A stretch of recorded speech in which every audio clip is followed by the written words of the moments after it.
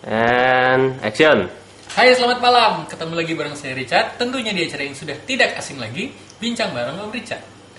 Kali ini bintang tamu saya adalah seorang pionir dari salah satu grup di Facebook yang sudah cukup tersohor, tepatnya Bali Cosplay Community. Kita sambut. Tada!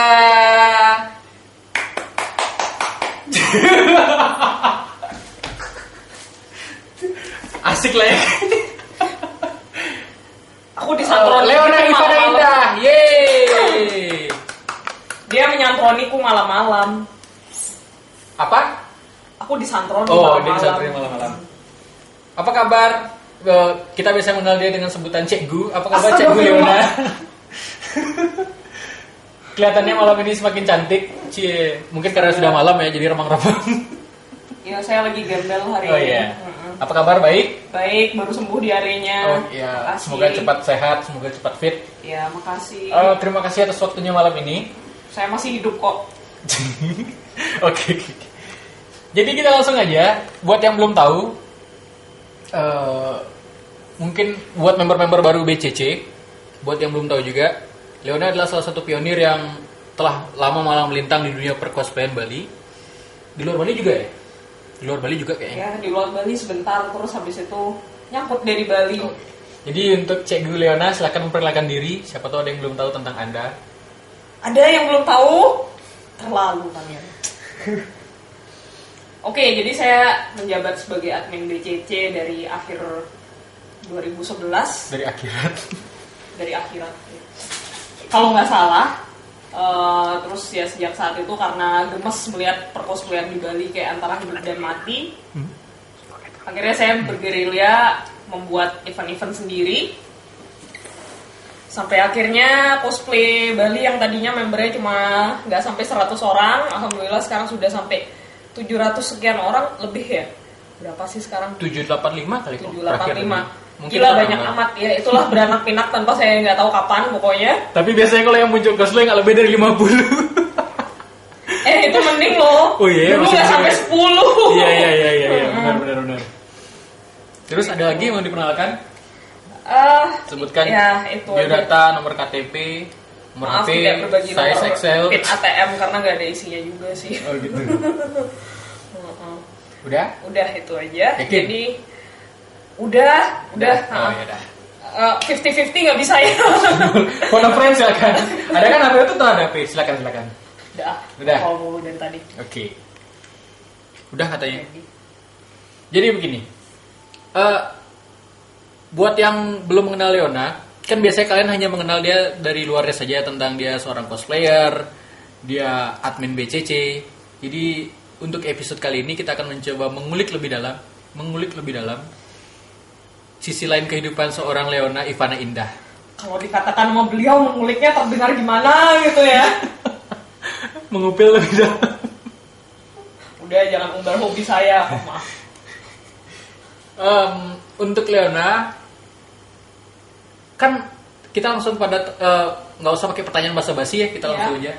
Kenapa di beberapa event terakhir, bukan beberapa event sih, saya terakhir kali melihat Anda itu kan cosplaynya di Dejavu ya, Dejavu. Kenapa setelah itu kan kita ada beberapa acara setelah Dejavu, kok Anda tidak kelihatan? Bisa dijelaskan? Maksudnya kenapa tidak ikut datang memeriahkan? Kan biasanya Anda selalu datang dengan kejutan-kejutan seperti waktu di MBG dengan sebagai pencuri. Kalau yang belum tahu nanti saya share gambarnya, dia jadi pencuri. Terus kemarin ada event. Itu maling. Oh iya maling. Sama aja sih. Anda kemana selama ini? Apakah Anda menyiapkan proyek baru? Apa sakit? Apa karena memang lagi bosan cosplay atau gimana? Nyiapin proyek baru nggak juga. Jujur aja kostumnya lagi habis, belum ada konsep baru. Dua, lagi sibuk juga di rumah, banyak mempersiapkan untuk keberangkatan ke PIP. Terus emang lagi nggak ada eventnya juga gitu, jadi ya sudah. Nah terakhir kalau di Renon saya nggak muncul, tadinya mau muncul, cuma gara-gara sakit, jangankan nyetir ke sana, aku bisa-bisa nabrak jagang siomay, pakai makeup aja nggak sanggup bro. Gitu. Udah. Itu tadi alasannya ya, gara-gara sakit, makanya beliau jarang terlihat muncul. Tapi selain di cosplay sendiri, seorang Leona ini sepertinya tertarik dengan hal-hal berbau Jepangan yang lainnya, misalnya musik, fashion Jepang, kebudayaan atau macam semacam itu. Bisa dijelaskan mulai kapan sih awal tertariknya dengan All About Japan gitu? All About Japan. Dasarnya itu akarnya kayak semua anak yang seumuran kita pasti tertariknya gara-gara zaman dulu ada Sailor Moon, ada Dragon Ball, Doraemon dan kawan-kawan. Jadi dasarnya itu dari manga, dari komik gitu. Nah mulai dari situ kemudian muncul majalah Ni Monster yang menceritakan tentang lifestyle Jepang yang nggak di luar komik, yang ternyata itu luas banget gitu. Dan semakin saya mencari tahu, zaman itu zaman baru booming internet loh, zaman chattingnya tuh pakai MIRC gitu-gitu. Masih pakai warnet gitu, Viva warnet nih. Ya udah di situ mencari tahu tentang Jepangan dan ternyata wah segala aspek tentang Jepang tuh dari yang tradisional sampai pop culture-nya juga saya suka. Tapi ketertarikannya waktu itu lebih condong kepada pop culture-nya, which is manga, anime, cosplay dan tokusatsu. Oh, unik ini ya. Seorang cewek suka tokusatsu. Hah? Aku yakin aku bukan cuma saya kok. Iya sih, kalau boleh tahu tokusatsu yang pertama kali ditonton tuh apa sih? Ini unik ya. Ini biasanya cewek itu paling suka Kotaro Minami. Oh, sudah pasti. Ini kameramennya pakai jaket Kotaro Minami. Aku jadi ketahuan gitu zamannya. Oh, ternyata kita seangkatan itu. Iya. Oh, jadi zamannya Kotaro Minami ya. Ganteng emang ya. Aku juga naksir. Wah, parah lu, sumpah. Oh, jadi zamannya Kotaro Minami ya. Terus setelah eranya Kotaro Minami masih ngikutin tokusatsu apa sempat setelah Kotaro Minami aku ngikutin sampai Kamen Rider Kuga. Oh, Kuga. Habis itu hilang. Habis itu hilang, tertarik sama yang lain gitu. Interestnya ganti waktu itu jadi ke Harajuku Fashion, terus ke musik visual kei. Musik visual kei. Kalau misalnya masih bicara tentang tokusatsu ya. Kan ada tuh kita sempat digemparkan dengan Kamen Rider warna pink ya. Bukan pink sih. Magenta. Nah, itu yang ikut iklan Maison itu ya. Yang itu aku melihatnya. Jadi kan ada tahu sendiri kan sebagai pecinta tokusatsu Kamen Rider Decade. Nah, tahu. Itu ngikutin nggak? Aku pengen tahu. Dia kan soalnya warnanya magenta tuh, pink kan girly banget tuh warnanya tuh. Gimana tuh? Tapi aku ngikutin bukan karena dia warna pink sih. Terus karena? Tuh, karena waktu itu soundtracknya dibawain sama penyanyi favoritku si Gek. Oh, Gek. Oh, berarti. Tuh, terus Gek juga kayak memerankan salah satu karakter kan di film itu jadi karakter jahatnya gitu ya. Wah, Gek tuh sama memerankan karakter jahat, aku harus nonton gitu Kamen Rider-nya gitu. Berarti gara-gara itu diikutin semua serialnya apa waktu ada si Geknya ya? Enggak juga, aku nonton serinya yang TV seriesnya, aku nonton semuanya, biarpun dengan beberapa DVD yang agak macet-macet, tau lah sendiri gitu. Iya.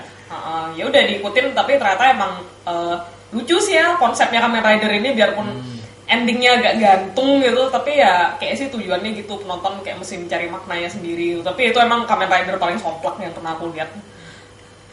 Gitu. Tadi somplak in a good way ya, maksudnya bener-bener wah beda lah, oh bisa juga ya Kamen Rider kayak gini, oh not bad gitu. Real man wear pink. Iya. Oh jadi itu sudut pandang Anda tentang Decade ya, Kamen Rider Decade ya, sebagai seorang toko lovers. Terus tadi kan sempat disinggung karena yang bawain soundtrack itu si Gek. Berarti itu kan Gek itu kan musisi Jepang ya, musisi Jepang kan. Berarti suka tentang gini ya, apa namanya, musik-musik Jepang juga ya. Kalau selain Gek siapa lagi yang suka didengerin?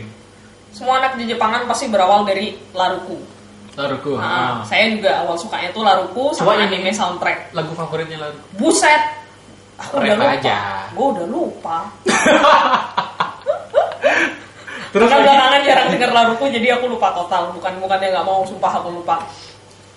Awalnya dari Laruku, terus dari Laruku kemudian dengerin Gek, terus anime soundtrack waktu itu setengah mati nyari downloadan di internet, akhirnya dapat soundtrack lengkapnya Kenshin Nimura.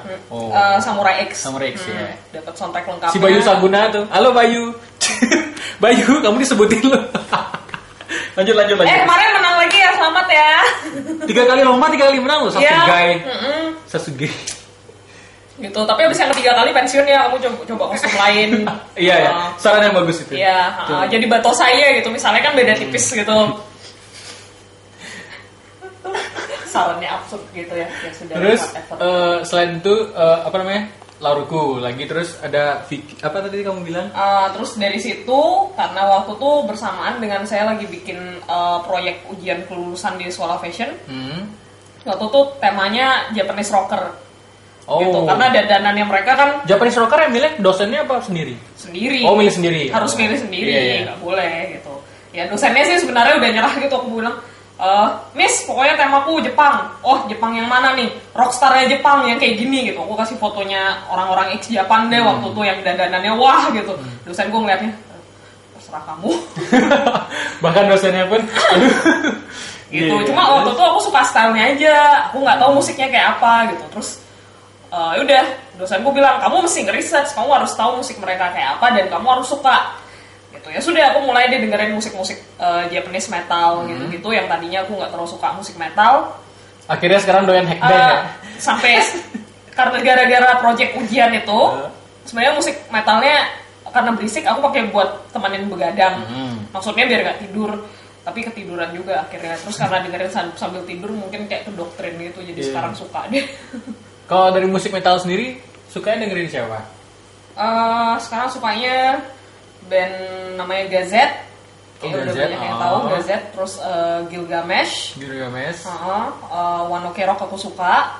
Sama ada beberapa band indie juga. Yang walaupun namanya saya sebut pasti jarang nggak ada yang tahu. Gitu.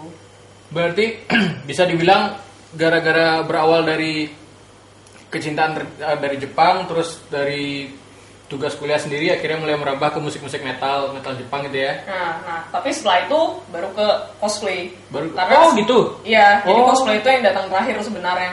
Gitu. Setelah saya belajar bikin kostum untuk Japanese rocker, kemudian saya lulus kuliah. Setelah lulus kuliah itu baru ada waktu untuk datang ke event-event Jepang yang ada di Jakarta. Dan waktu itu ada teman ngajakin gitu, ayo dong temenin gue cosplay gitu. Wah, aku nggak ada baju gitu, udah pakai apa adanya aja gitu. Ya sudah, aku pakailah salah satu kostumku waktu yang aku bikin waktu kuliah dengan makeup ala Japanese rockstar. Oh, ternyata nyambung juga gitu, ngeblend gitu loh di sana, nggak kayak penonton jadinya. Gitu. Terus aku lihat, wah gini tuh cosplay gitu seru banget gitu. Ya udah dari situ bergulir gitu. Oke deh. Makin seru perbincangan kita malam ini. Jadi ternyata si Cek Gu ini cosplay itu adalah terakhir masuk ke dalam kehidupannya dia, terakhir masuk dalam kehidupannya dia. Jadi sebelum itu dia dia jatuh cinta dulu kepada anime, manga dan juga musik Jepang. Terus bagaimana kisahnya dia tentang cosplay dan awal mulanya dia, kita nantikan setelah pesan-pesan berikut ini. Sekarang aku mikir pertanyaannya apa ya?